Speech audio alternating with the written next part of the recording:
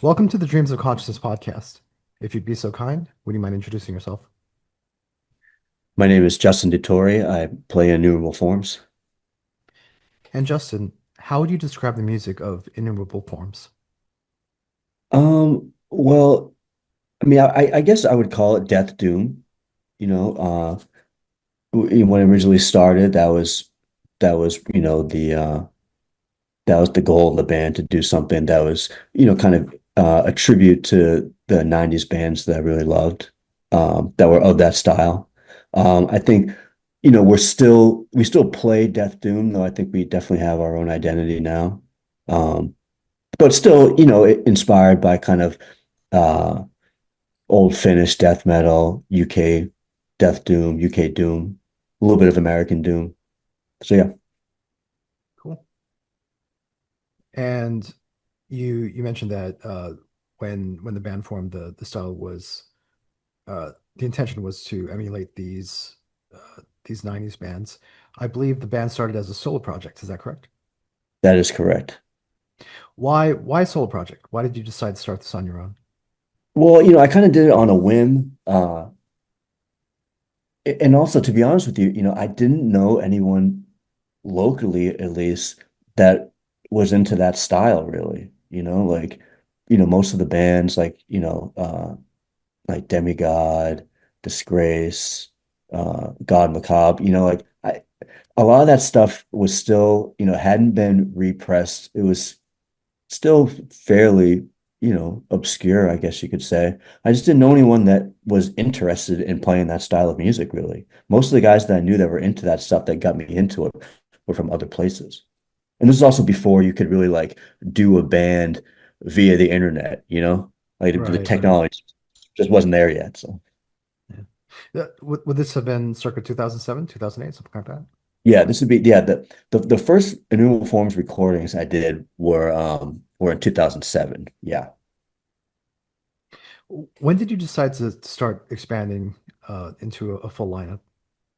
Um, well, I had recorded the 7 inch uh with someone else. He played the lead guitar stuff. I did everything else.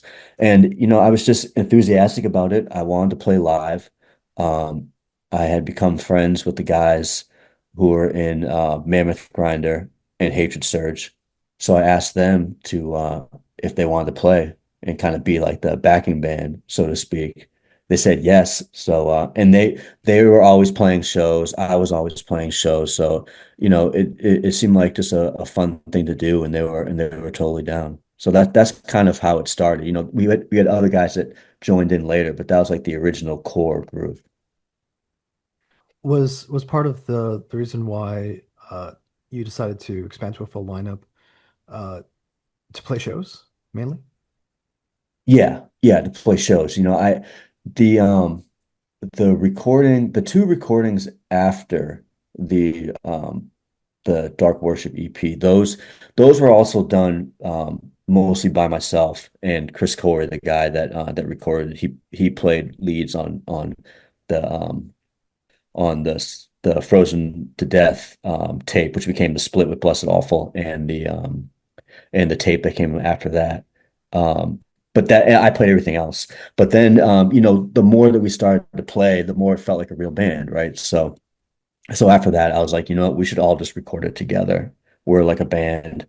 I want input from everybody. I want people to bring riffs to the table, bring ideas, etc. So yeah, that's kind of what happened. It evolved pretty naturally. At some point, you moved to just doing vocals. Why was Yeah. that? I well, number one, the guys that I had playing live were all better at their instruments than I was. So like, Connor's a better drummer than I am. The guy that played before Brian, he was better. Um, so I'm not like a really like a death metal drummer, really. I'm definitely not like a great guitar player either. So Chris and Jensen are way better. Um, so it was just easier for me to do vocals. And plus I was only doing vocals live as well. I wasn't playing guitar or drums or anything. So, it felt right for me just to start doing vocals. Do you still contribute riffs to the songs? Yeah, I do. I would say that my contribution riff wise has definitely diminished, compared to the first LP and even the second LP. I would say that maybe this last one, I probably contributed maybe like 10% of the riffs. Everything else was Chris and Jensen. Like I still, I was part of the arrangements and all that, but like as far as like pure riff writing goes, like I'm just gonna leave it to them from now on for the most part. Do Chris and Jensen also have a similar background in terms of liking the old Finnish and UK Doom Death Doom bands from the Yeah, 90s? yeah, I would say so. I would say that Jensen is probably less of a doom guy and more just kind of traditional death metal as far as his taste goes. And Chris likes both. Chris is definitely like a doom lord for sure. But yeah, so a lot of the more doom. Well, I don't know. Actually, Jensen can write some good doom parts too, even if he doesn't think that's his wheelhouse. He's pretty good at that. But Chris for sure. Um, and yeah, I'll still as far as riffs go, the ones that I like to write the most are the doom style riffs. Would you say that the sound has evolved as Chris and Jensen started adding more to the songwriting, contributing more Yeah, to the songwriting? Yeah. definitely. I mean, not only has it evolved, I think it's just gotten better, because I think those guys are talented guys, they're good songwriters. Like they understand the psychology of the music and what we're trying to do. So yeah, and also, because, you know, they're two different people, like their riffs aren't going to sound exactly like mine. So like, we have no choice but to be a little bit different than what it was when I was the, sole songwriter. So, how does the process for songwriting usually go these days? Um, well, these days, what we usually do, all three of us will kind of write some riffs on our own. Oftentimes, if we're planning on, writing for a record, we'll get together a few times. Jensen lives in Seattle, Chris lives in Philadelphia, I live in Boston, but we'll usually meet in Philly. And Connor will come up too and play drums, or I'll even play drums if he's not available. And we'll kind of, bring all the riffs together, all the ideas together, and we just start writing. So, we'll do it in like, you know, I don't know, maybe like uh a session that lasts for like 2 or 3 days, try to get as much done as we can. Hopefully, come up with a couple of songs. That's been the formula, I would say, for the past, I don't know, maybe 5 years. Why do you prefer writing in person, or I guess arranging in person, as opposed to trading files back and forth? Well, I would say that especially for this style, it's an intuitive style. It's um it's easier, I think, to arrange all together because it's way more feeling based. It's not so much like, some death metal, it's like part, part, part, part, part, and I feel like we're not like that. And a lot of times when we're all playing together, the vision that I had originally totally changes because, there's when you're playing with the full band, there's shifts in momentum. There's, parts that you feel like, oh, it fit when I was just playing it, you know, via Logic or GarageBand, but when everyone is there, it doesn't feel right. So, I mean, that's at least for this style, a more like emotive, kind of intuitive based style. I definitely think that playing or jamming with a band is the way to go. Yeah. In terms of, these 2 to 3 day uh, jam sessions that you guys have, or jam / arranging sessions that you have, how much of the album was put together in that way? Um, I would say, well, me and Chris got together a few times, just us to put a couple of songs together. But I would say that the majority of the songs came together with Jensen and with Connor. Connor, is a much better drummer than I am. totally understands the style, brings his own thing to it. Um, but I don't know, I would say maybe like 5 or 6 sessions, we were probably able to get pretty much all the songs. I think we're 8 or 9 songs. So the album that we're talking about is called Pain Effulgence. And at Correct. the time that we're having this conversation, it will be released at the end of the week through Profound Lore Records. So we spoke a little bit about how the band has evolved uh, since you first started it as a solo project, as well as the writing sessions for this album. Did you go into the album with a vision in mind or a purpose, or maybe wanting to do something different than you had done in the past? Well, I mean, I was, to be honest, I was pretty happy with how the last one came out. That to me, the last one was kind of the realization of my vision, like early on. You know what I mean? Like that true mix of, kind of classic Finnish death metal with doom parts, and I kind of accomplished everything that I wanted to do, kind of within that framework. So I felt good about that. So this one, Jensen mentioned that he wanted a little bit more death metal than Doom. I bet you people probably would assume that this new one would be way more on the Doom side because I think that's just kind of the way that we've been trending. But actually, like I think there's way more kind of brutal, you know, classic death metal parts on this new one. Obviously, the Doom is still there, but that was kind of the vision that Jensen brought, and I was on board. Chris was on board. Connor, we all thought that that would be cool. That would also be kind of like a curveball, I think, because even like the tape that we did last was pretty doomy. Like definitely the two most doom songs that we had ever written. So yeah, I guess the the vision was, faster, brutal, more visceral, I guess, than the last one. You mentioned that you got most of the songwriting done in 5 to 6 sessions. When did you actually start working on the album? Um, let's see. We actually started working on the album earlier than you would think because we recorded the first one. I'm sorry, the last one we recorded in late 2020 into early 2021. There was a bit of delay as far as like the mixing process went. It didn't come out till 2022. So I think we had started um, working on the record, working on this new one before the last one came out. So probably like summer of 2022, and we kind of worked all the way until late 2024 on it. A lot of the other guys have other bands and whatnot, of course. So, there would be periods where we didn't get together for 3 or 4 months just because everyone was so busy. Where did you end up recording the album? Well, we did it with the guy who did the last record. That's Arthur Rizek. And we actually did it at his home studio in Easton, Pennsylvania.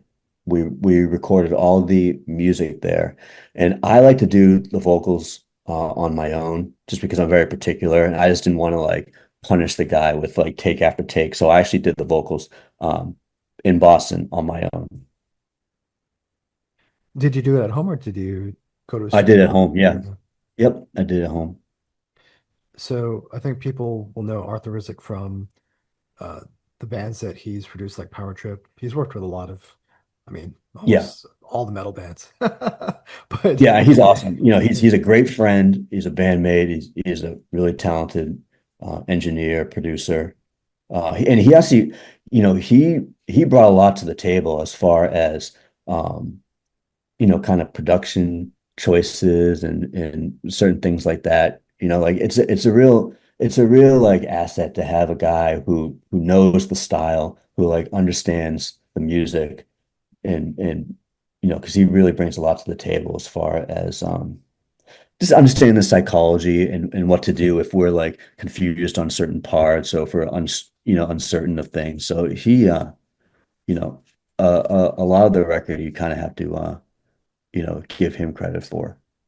And not just like mixing or engineering wise. We're talking like arrangements and certain things like that. Yeah. Leads as well. Like he's really good as far as like understanding like what each song needs. And you've worked with him since the Despotic Rule EP, right? Yeah. Yeah, that was the first Innumerable Forms record that we did together. I worked on other projects with him for other bands, but that was the first Innumerable Forms record that he worked on. First Innumerable Forms recording. What did you want him to bring to the finished sound of the album as far as the mix and the Um, master?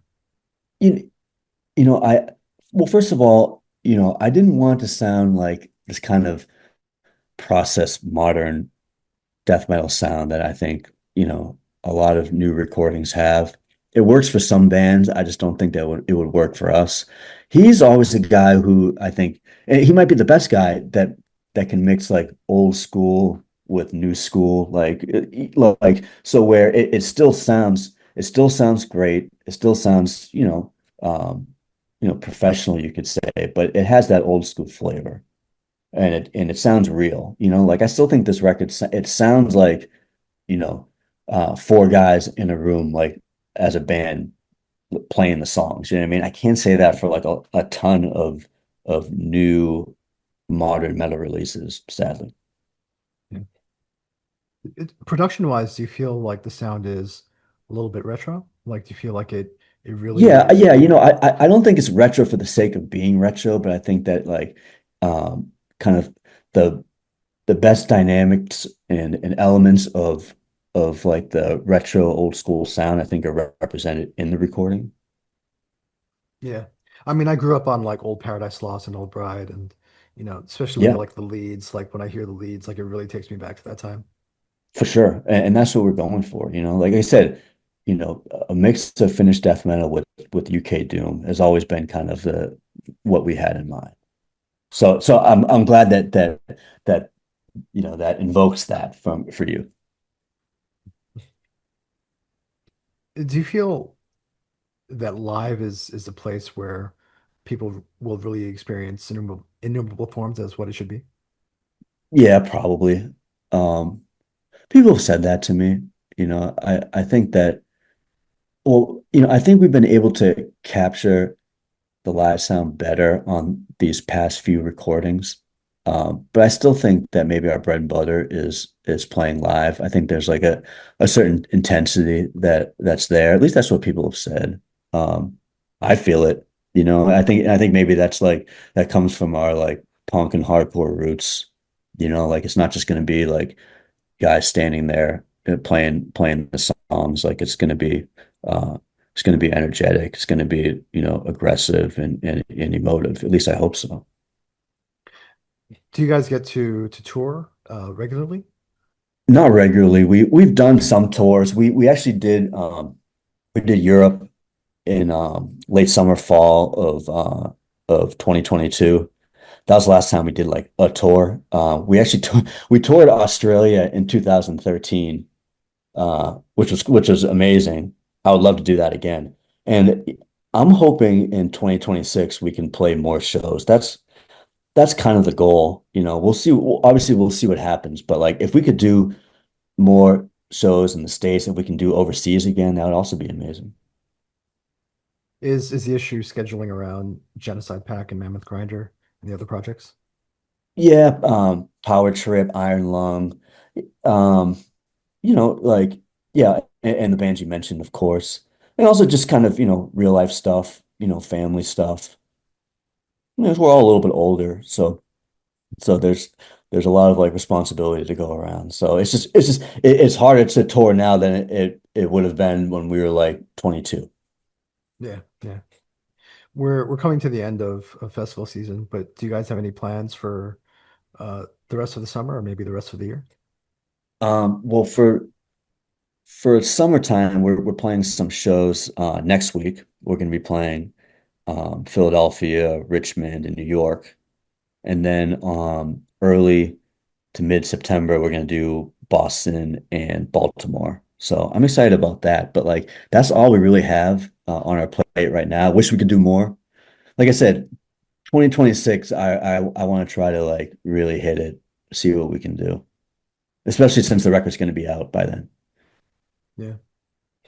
You mentioned when you first started the band, there weren't a lot of other bands doing this, except like the classic bands that you mentioned, the old Finnish and UK bands. Now there's actually quite a sizable scene. Does that make it easier to like book shows in terms of like finding touring partners and Yeah. things like that? Yeah, I would say so. Our first, the first time Forum started playing was probably like 2009, I think, 2009, 2010. To be honest, there weren't a lot of like kind of, quote unquote old school death metal bands to play with. So a lot of times we would play kind of mixed shows. We'd play with, like grindcore bands, some more like kind of metallic, hardcore bands, crust bands. That's kind of like the scene that we like fell into. It wasn't until like, early to mid 2010s that we would play like kind of like pure death metal shows. But it's great. Do you how do you feel about that? Did you like the old mixed shows, or do you prefer having Yeah, like a I like both, like there were some shows we played. I don't know if people really I think people thought it was cool and respected it, but it wasn't their thing really. But it was always cool to play those. But I mean, given the choice, I suppose I would rather play with bands that are, more within like the death metal, death doom realm. yeah? And I have to assume that the audience has grown. Yeah, yeah, definitely. But even those shows back then were always pretty cool. But yeah, like to have played a show with more than like 150 people, like felt kind of like unheard of then for us at least. Yeah, But now, it seems like there's like a sizable scene in most cities when it comes to kind of dark death metal that I feel like wasn't there before. I mean, obviously we weren't like the first band to do it. There were still a lot of bands that kind of were playing that style, but I just didn't know of a lot of kind of younger bands or newer bands from the region that was playing that style. There, like I said, there were a few, but it's obviously way different now. yeah. I mean, I'm still in the headspace of like, going to shows in the 90s where it was like Yeah, me and 50 other people, you know what I mean? And yeah. so, uh, Well, that's the thing. I feel like, I saw a lot of those bands in the 90s and the early 2000s. Even back then, they just didn't really draw, you know what I mean? Like maybe just that style just was never like a real big thing, at least not in the States. I mean, I think a lot of it was the death metal fans at the time were very much about technique, the technical side. Yes, for sure. And, whatever you want to say about, Paradise Lost or My Dying Bride and their how good they were as songwriters. They were never about technique. You know what I mean? Right, It wasn't about like mind-blowing guitar playing. It was more about like what you're talking about, the feeling, the emotions behind the music and stuff like that. right. Yeah. Yeah, totally. And you're right. It seems like, I mean, maybe that was more appreciated overseas. But yeah, I didn't see Paradise Lost in the 90s. I remember I started listening to them kind of around the Draconian Times record. So that was probably like 95, 96. Yeah, But that's when yeah, I got into them too. I spoke to friends who saw them in the 90s, like when they would come over here, and they're like, yeah, it was just like never that big, you know? Yeah. Um, so yeah, it is kind of uh it, it's not something I expect when I go to a show like Spectral or whoever and it's sold out. You know what I mean? Yeah, yeah, Like, special voice, you mean? yeah, Spectral Voice, yeah. Yeah. Yeah, yeah. No, totally. I totally understand that. But yeah, I mean, you got to give them respect. They're one of the bands that really kind of, you know, took that genre and really like you said, they play big shows. They kill it, so you got to give them respect. And they're a great band too. So it's totally well deserved. And they were doing it early on too, I feel like. They were one of the first like kind of like death doom bands to really kind of blow up, at least in the States. Yeah. What do you think? But yeah, but even like, I'll talk to guys who saw like Autopsy, even like in the early 90s and stuff, and they were like, yeah, it was cool, but it wasn't like they weren't playing like big shows. Like I said, that the non-tech style, it just wasn't, it just, I don't know, it just wasn't a thing here. I mean, I've heard more people cite Asphyx as an influence in the last 10 years, and I actually know people who are listening to Asphyx when they were releasing albums, Yeah, I myself believe that. included, honestly.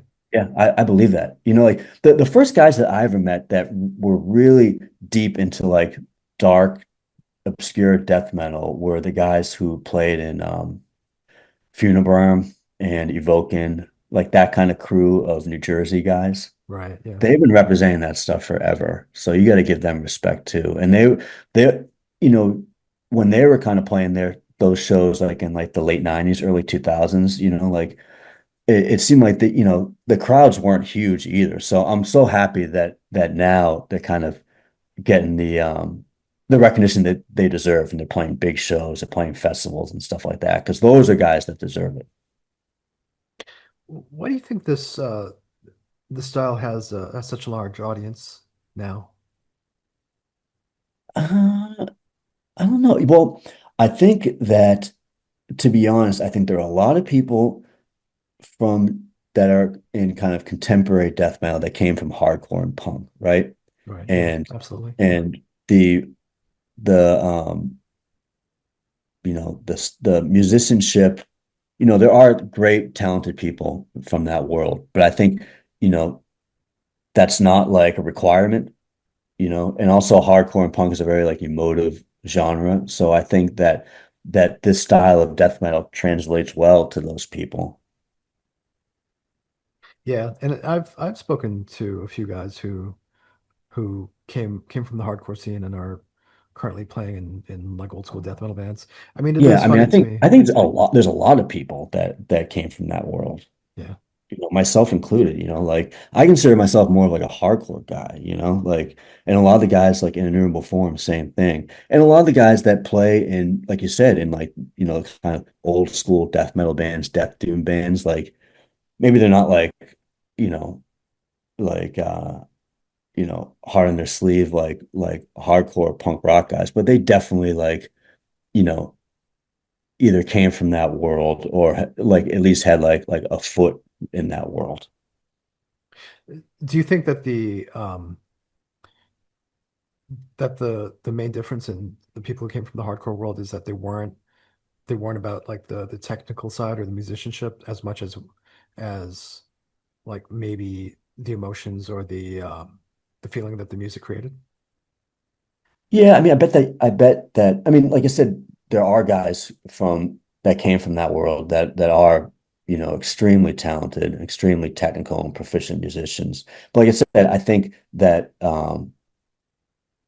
maybe they're more open-minded to the kind of death metal that's, you know, not uh super technical. Yeah. I mean, I was always a huge Bolt Thrower fan, and that Yeah. was a I band mean, that wasn't. they were punk Yeah, guys for sure. yeah. And that was a band that wasn't really that that respected for their musicianship. Right. But it's in the last 10, 15 years that, like you said, like people who came over from the hardcore scene like appreciated stuff like Bolt Thrower and Hypocrisy for their Oh songwriting and yeah. not necessarily for their um the Bolt Thrower beat or whatever. Yeah, I mean, my friend Ian saw a bull thrower in Boston in the early 90s. He said there may be like 50 people at the show at most. And then when they played Chaos and Chaos in 2013, it was huge. They played in like a packed like airport hangar, like to I mean a lot of metal people, but a lot of like crust punkers and punk people. So, Yeah. and I'm sure if they play now, it would be gigantic. So by the time people hear this episode, Pain Effulgence will be out to Profound Records. Justin, please tell everyone how they can order the album. What's the best way to get it? Well, I mean, you can get it directly from Profound Lore. That's what you should probably do. And you can order it through our Bandcamp as well. That's innumerableforms.bandcamp.com. Those are the two best ways to do it, I would say. Um, Yeah.